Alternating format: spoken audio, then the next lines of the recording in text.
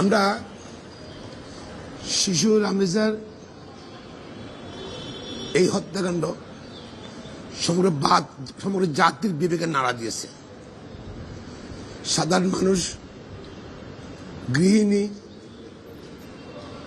বাচ্চাদের মা বাবারা, সুশীল সমাজ, শিক্ষিত সমাজ, সাংস্কৃতিক কর্মী, আমরা আইনজীবীরাও হৃদয়বেরক এই ঘটনার আমরা খুব খারাপ অনুভব করছি। এই জন্য আমরা মনে করি সুপ্রিম কোর্ট আইনজীবী সমিতির পক্ষ থেকে দুই একটা কথা বলা উচিত। প্রথমত হলো, মাননীয় প্রধানমন্ত্রী তাদের বাসায় গিয়েছেন, আর্থিক সহায়তার আশ্বাস দিয়েছেন। সরকার থেকে বারবার বলা হচ্ছে যে তাড়াতাড়ি এটার বিচার করা হবে এবং রায় কার্যকর হবে। তারপর মানুষ কিন্তু বিশ্বাস করছে না। কেন? কারণ আপনারা জানেন বাংলাদেশে অনেক ঘটনা ঘটেছে। সাগররুনির ঘটনাটা যুগ পার হয়ে গেছে, কয়েকটা সরকার পরিবর্তন হয়েছে, এখন আমরা চার্জশিট দেয় নাই। এই ঘটনার পরে সবাই বলেছিল যে খুব তাড়াতাড়ি বিচার হবে, বিচার পর্যন্ত আসতে পারেনি এখন পর্যন্ত। এই জন্য মানুষ আশ্বাসে বিশ্বাস করছে না। আমার নিজেরও সুপ্রিম কোর্ট আইনজীবী সমিতির সভাপতি হিসাবে অতীত অভিজ্ঞতায় আমি আশ্বাসশীল নাই। যদি দ্রুত বিচার করতে হলে কত পর্যায়ে আছে, স্টেজ আছে। প্রথমত হলো পর্যাপ্ত সাক্ষী নিয়ে চার্জশিট দিতে হবে। দ্বিতীয় হলে দ্রুত বিচার করতে হবে। তৃতীয় হলো যে আমরা কিন্তু বলছি যে চার্জশিট দেওয়া হবে, বিচারে কতদিন লাগবে সেটা কিন্তু অনিশ্চিত এখনো। তৃতীয়ত, কারো কোনো সাজা হলে আপিলের বিষয় হাইকোর্টে আসার পর সে আপিল কত বছর শুনানি হবে কেউ জানে না। এই জন্য মানুষ সরকারের পক্ষ থেকে বারো আশ্বাস দেওয়ার পর বিশ্বাস করছে না। আমরা সুপ্রিম কোর্ট দাবি করছি অনতি বিলম্বে পুলিশ রিপোর্ট দিতে হবে, ট্রায়াল শেষ করতে হবে। পাশাপাশি আপিল করলে ওই সিরিয়ালে না, এসব স্পষ্টকাতর ঘটনাগুলো নেকাতর ঘটনার জন্য স্পেশাল বেঞ্চ করতে হবে, তাড়াতাড়ি সে আপিল নিষ্পত্তি করতে হবে, রায় কার্যকর করতে হবে। আমি সরকারের দাবি জানাচ্ছি, মাননীয় প্রধান বিচারপতি দাবি জানাচ্ছি, এইসব স্পষ্টকাতর ঘটনাগুলো নিয়ে বিশেষ বেঞ্চ তৈরি করেন। বিশেষ বেঞ্চ করলে তাড়াতাড়ি আপিল নিষ্পত্তি হবে, জনগণ বিচার হয়েছে দেখতে পারবে, বুঝতে পারবে। সুতরাং এটা নিশ্চিত করার জন্য আমি অনুরোধ করছি, সরকারকেও অনুরোধ করছি, আইন মন্ত্রণালয়কে অনুরোধ করছি, সেই বিচারকে নির্দেশ দেওয়া হয় যে ট্রাইব্যুনালে যাবে, তাড়াতাড়ি এই বিচার নিষ্পত্তি করতে হবে। আর যদি সাজা হয় সুপ্রিম কোর্টও খুব তাড়াতাড়ি সে আপিল নিষ্পত্তি করতে হবে, রায় কার্যকর করতে হবে। স্পষ্ট হবে, আমি মনে করি সরকারের পক্ষ থেকে আরো স্পষ্ট করা উচিত, তবেই জনগণের আস্থা আসবে। সুপ্রিম কোর্ট আইনজীবী সমিতির সভাপতি হিসাবে আমি এই দাবিগুলো জানাচ্ছি। পাশাপাশি নৃশংস, নির্লজ্জ, ন্যাক্কারজনক ঘটনার জন্য সমগ্র জাতি আজকে অসম্মানিত, হৃদয়ে রক্তক্ষরণ হচ্ছে, আমাদের হৃদয়ে রক্তক্ষরণ হচ্ছে। আইনজীবী হিসাবে আমরা নিন্দা জানাচ্ছি এবং দ্রুত বিচারের বিচার এবং রায়ের কার্যকর করার জন্য দাবি জানিয়ে আমার বক্তব্য শেষ করছি ব্যাপারে।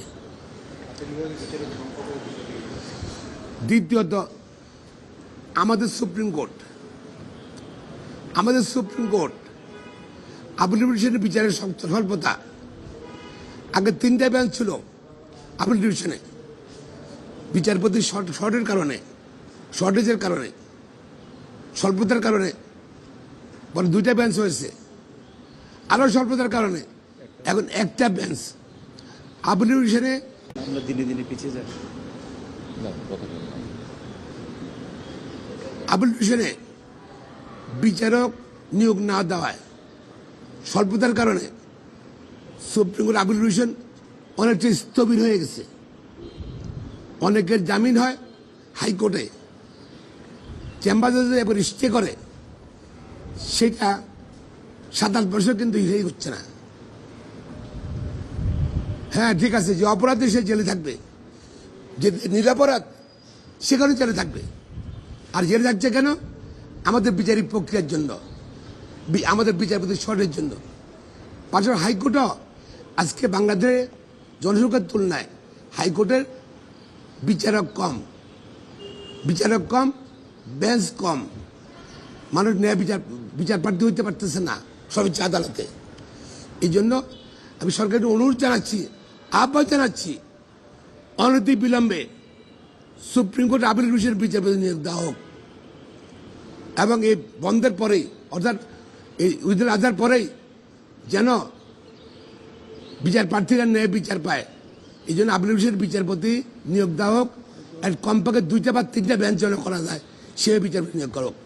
পাশাপাশি হাইকোর্টও পর্যাপ্ত বিচারপতি নিয়োগ দেওয়া হোক, তাহলে বেঞ্চ বাড়বে, মামলার দীর্ঘসূচিতে জট কমবে। আজকে দেখা যায় একটা মামলা ফাইল করলে 3000-4000 নম্বর সিরিয়াল, 2 মাসে হিয়ারিং হচ্ছে না, সিরিয়াল পাচ্ছে না। এটা কিন্তু ন্যায় বিচার প্রতিবন্ধতা। রাষ্ট্রের দায়িত্ব রাষ্ট্র পরিচালনা করা। পাশাপাশি যেহেতু বিচারক নিয়োগের আইনটা নাই, সরকারের উপর এই বিচার নিয়োগের দায়িত্ব বর্তাইছে। সরকার আমি মনে করি এটা স্লোগানে চলবে না, এবং এটা দ্রুততম সময়ের মধ্যে আপিল ডিভিশনের বিচারপতি নিয়োগ করা হোক। 3টা বেঞ্চ যেন করা যায় এরকম বিচারপতি নিয়োগ করা হোক। পাশাপাশি হাইকোর্ট ডিভিশনও বিচারপতি নিয়োগ করা হোক। সোজা মানুষ কিন্তু এই যে আপনার যত বেশি কিউ থাকবে, লম্বা লাইন থাকবে মামলা করতে, তত এখানে কারাপশনকে এনকারেজ করা হবে। আমি সুপ্রিম কোর্টকে কারাপশন মুক্ত করার জন্য এবং আমাদের ন্যায় বিচার পায় সেই জন্য নিশ্চিত করার জন্য বিচার নিয়োগের জন্য আহ্বান জানাচ্ছি সরকারের নিকট অর্জনবে।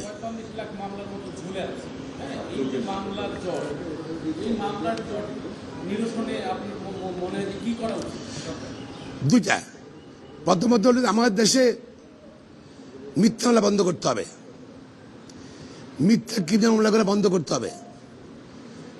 ঘটনা ঘটে একটা, মানুষ মারা যায় 1 জন, গুলি 1 জন, আসামে 100 জন, এবং পুলিশ রিপোর্টে 90 জনের বিরুদ্ধে রায় দেখা যাচ্ছে 5 জন সাজা হয়েছে। এতে আপনার এই যে এগুলো বন্ধ করতে হয়। প্লাস যেসব আইইউ মিথ্যা রিপোর্ট দেবে তাদের বিরুদ্ধে ব্যবস্থা গ্রহণ করতে হবে। প্লাস পাশাপাশি বিদেশি এরকম ম্যালিশিয়াস প্রসিকিউশন, মিথ্যা প্রসিকিউট করলে কাউ নিরাপদ লোককে সে খালাস হয়ে গেলে তাকে রাষ্ট্র থেকে ক্রিমিনাল কম্পেনসেশন বোর্ড আছে ইংল্যান্ডে, এরকম একটা বোর্ড করতে হবে, যারা নির্দোষ প্রমাণিত হবে 3-4 বছর 5 বছর পরে তাদেরকে রাষ্ট্র ক্ষতিপূরণ দিতে হবে। তাইলে আমার পাশাপাশি যে পুলিশ অফিসার মিথ্যা রিপোর্ট দেবে তাদেরকে তাদের পদের ব্যাপারে ডিগ্রেশন করতে হবে, তাদের বেতন কাঠামো পরিবর্তন করতে হবে, কমা দিতে হবে। তাহলে আমার কাছে মনে হয় জট কমে যাবে। আর মাননীয় বিচারপতিরা যদি একটু ভয়ভীতি উঠতে থাকে বিচার করেন, যদি না বিচার করেন, যদি আমার মনে হয় এত মামলা থাকবে না।